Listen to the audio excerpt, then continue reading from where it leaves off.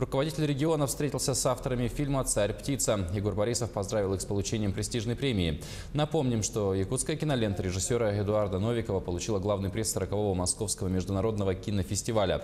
Пожалуй, это стало самым ценным подарком для якутян в минувший день республики. Решение присудить создателям картины награду «Золотой святой Георгий» приняли члены почетного жюри во главе с итальянским продюсером Паоло Дель Брокко.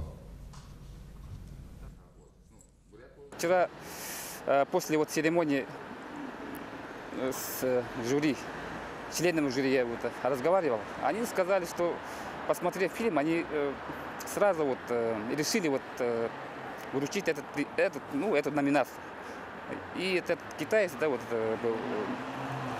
член жюри. Он даже показывал, как они голосовали там, они на доске нарисовали, и оказывается, пишут фильмы, и они галочки ставили, и в моем фильме все поставили.